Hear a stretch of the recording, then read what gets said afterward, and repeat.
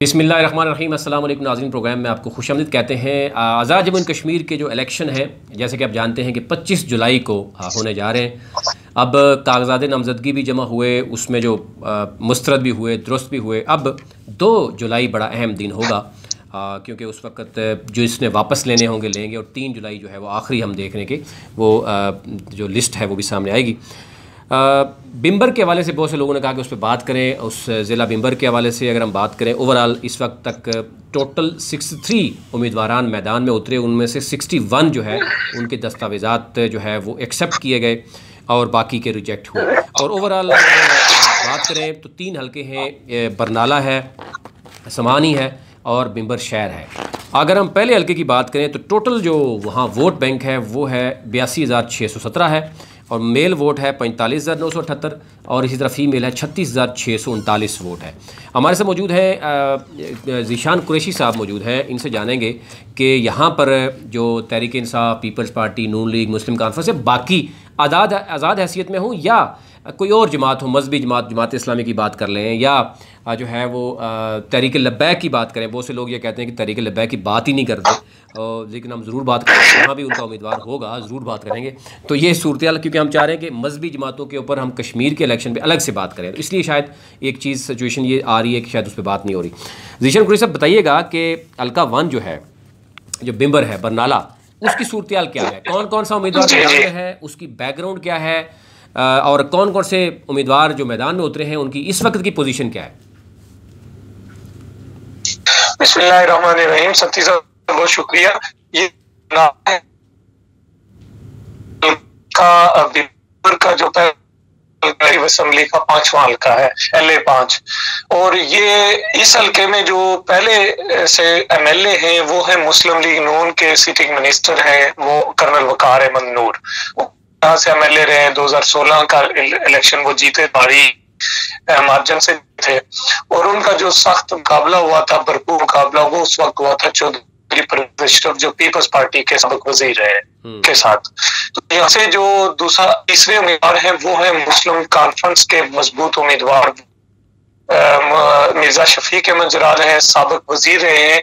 वो इस वक्त मुस्लिम कॉन्फ्रेंस के आजाद कश्मीर के सदर भी हैं, पार्टी के प्रेसिडेंट भी हैं, वो इलेक्शन में हिस्सा ले रहे हैं। इसी तरह से पीपल्स पार्टी का बता दी परवेज अशरफ है, और PTI ने यहाँ से जो टिकट जारी किया है वो मुस्लिम लीग नून के ही जो उम्मीदवार कर्नल वकार अहमद नूर है, उनके ही कजन कर्नल अनवार उल नूर को जारी किया है, वो भी कर्नल रिटायर्ड है। तो यानी ये एक ही फैमिली में पीपल्स पार्टी का PTI और मुस्लिम लीग नून का टिकट चले गए।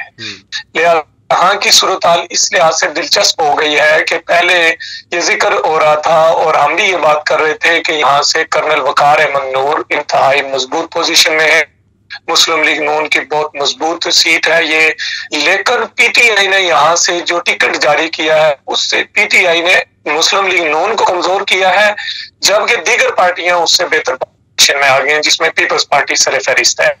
और पीपल्स पार्टी के उम्मीदवार जो चौधरी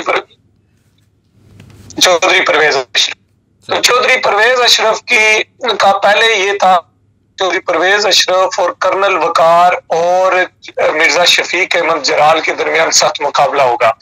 लेकिन अभी हम ये कह सकते हैं कि कर्नल वकार और कर्नल अनवार उल नूर, इन दोनों का आमने सामने आने की वजह से उनके दरमियान उनका वोट बैंक भी तकसीम होगा, फैमिली भी तकसीम होगी, उनकी सियासी पोजीशन भी कमजोर होगी, और इसका बराह रास्त चौधरी पर उम्मीदवार है उनको मिलेगा, और मिर्जा शफीक अहमद जराल जो मुस्लिम कॉन्फ्रेंस के उम्मीदवार है उनको मिलेगा। यहाँ से मुस्लिम कॉन्फ्रेंस और PTI के दरमियान आपस में इत्तेहाद की बातें भी चल रही है। अंडरग्राउंड पता है कि उनके दरमियान डिस्कशन हो रही है आने वाली हुकूमत के दरमियान एक दूसरे के कोलिशन करने की, जिसकी वजह से यहाँ से सारा मुस्लिम कॉन्फ्रेंस का पार्टी प्रेसिडेंट हिस्सा ले रहा है। बिल्कुल, तो ये बात भी की जा सकती है और लोग कर रहे हैं, PTI ने जानबूझ के टिकट ऐसे उम्मीदवार को दिया है कि यहाँ से मुस्लिम लीग नून को कमजोर हो जाए और उसके मुकाबले में जो है ना मुस्लिम कॉन्फ्रेंस के उम्मीदवार को कवर दिया जाए। तो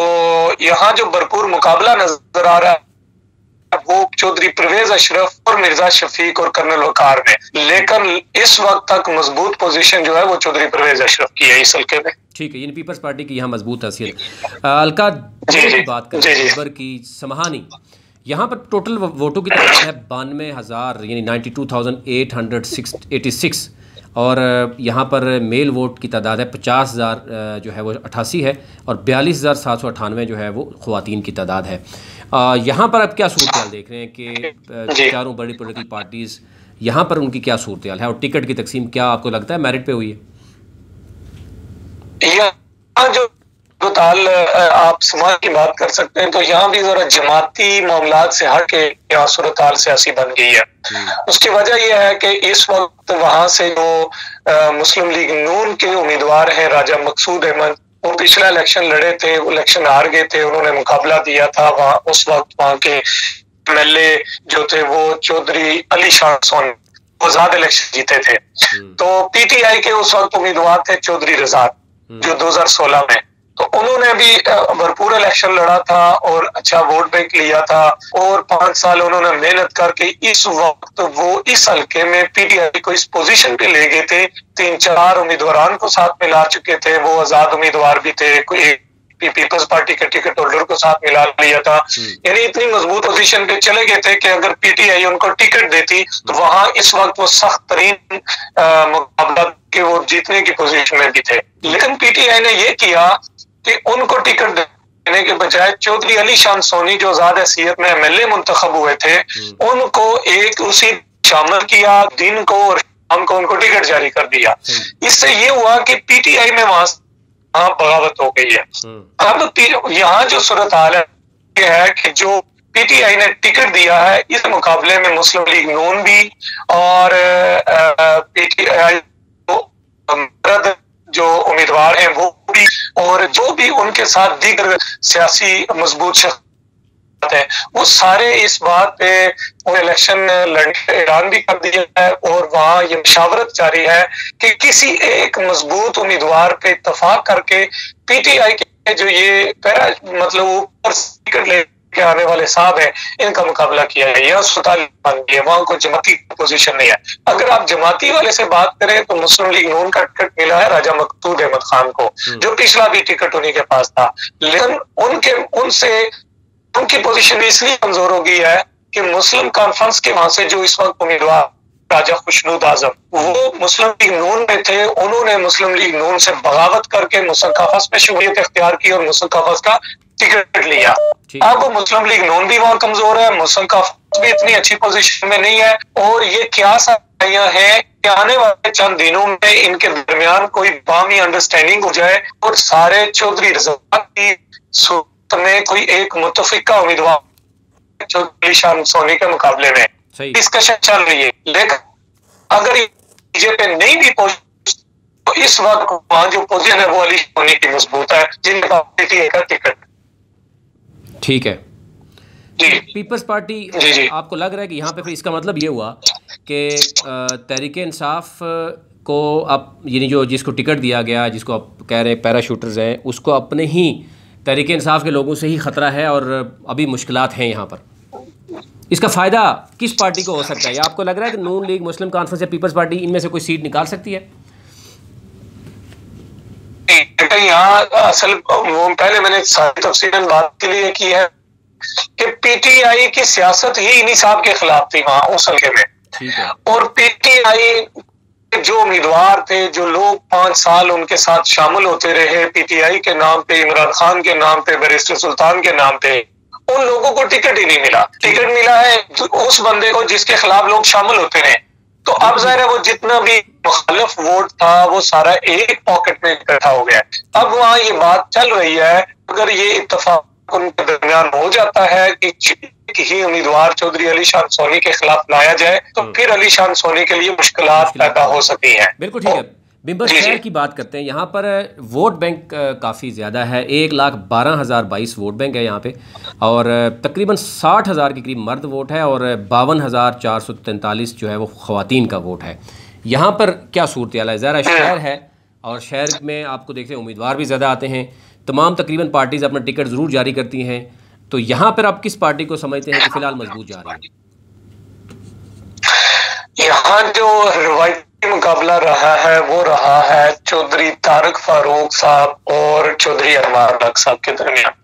जो पिछले 2-3 इलेक्शन है, इन 2-3 इलेक्शन में इन दोनों दरमियान मुकाबला रहा है। 2006 का इलेक्शन था, वो अनवार हक साहब जीत गए थे और वो असेंबली में पहुंच के स्पीकर के मनसब पर फाइज हुए थे। चौधरी तारक 11 का इलेक्शन भी जीते थे और 16 का इलेक्शन जीतकर सीनियर वजीर भी बने थे आजाद कश्मीर के। यहाँ इस वक्त भी जो मुकाबले की पोजीशन में ये दोनों शख्सियात हैं, अनवार उल हक साहब पीटीआई का टिकट ले उड़े हैं अपने ही भाई के खिलाफ। उनके भाई साहबका उम्मीदवार भी थे और इस वक्त भी उम्मीदवार थे पीटीआई के टिकट के, साहबका टिकट होल्डर थे वो, लेकिन उनको टिकट नहीं मिला और टिकट चौधरी अनवार उल हक ने ले लिया है। अब ये यहाँ सूरत हाल इतनी दिलचस्प इसलिए है कि चौधरी तारक फारूक मुस्लिम लीग नून के उम्मीदवार है, अनवार उल हक पीटीआई के उम्मीदवार है, लेकिन अनवार उल हक के जो बड़ा सियासी दड़ा है, जो उनका हमायती दड़ा है, वो है राजा जुल्करनैन साबिक सदर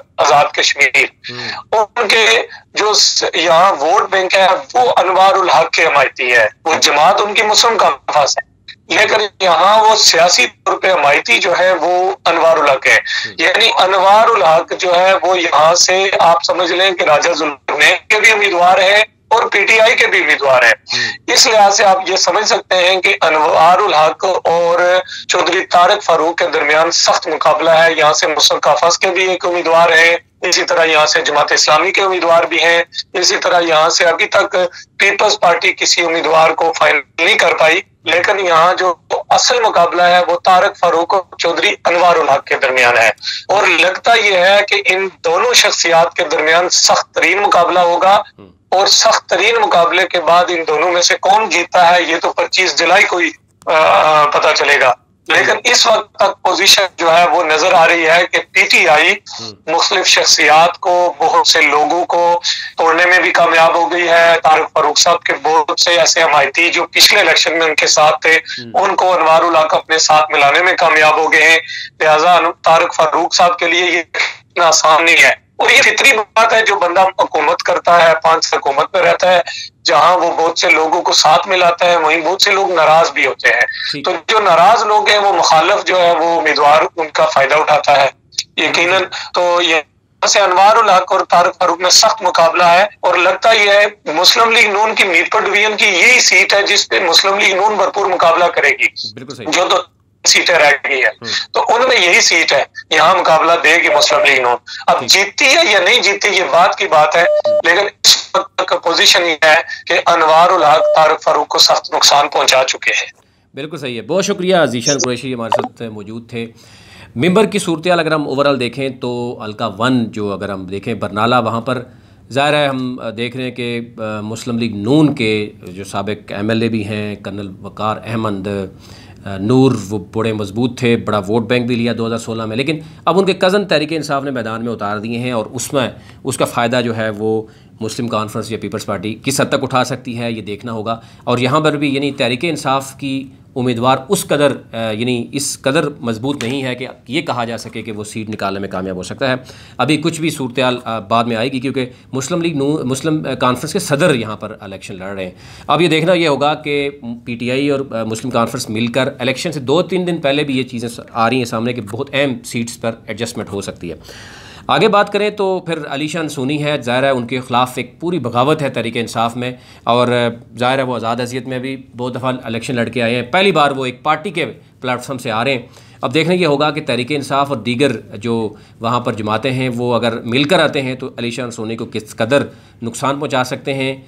यहाँ पर भी तहरीक इंसाफ इतनी इजीली सीट निकालने में जो है वो नज़र नहीं आ रही है। और आगे चलते हैं तो ज़रा वहाँ पर भी मुस्लिम लीग नून के सीनियर वज़ीर रहे चौधरी तारक फारूक और उनका मुकाबला है पीटीआई के चौधरी अनवार उल हक। आल्दो अनवार उल हक जो है वो मजबूत तो समझे जाते हैं, लेकिन भरपूर मुकाबला यहाँ पर जो है वो मुस्लिम लीग नून और पीटीआई के दरमियान लग रहा है। ये 3 हल्के थे मिंबर के। अभी तक लिए इतना ही और मज़ीद इसमें जो भी अपडेट होगी आपसे रखेंगे। चैनल को ज़रूर सब्सक्राइब कीजिए ताकि हर नई आने वाली वीडियो जो है वो आप तक पहुँच सके। बहुत शुक्रिया।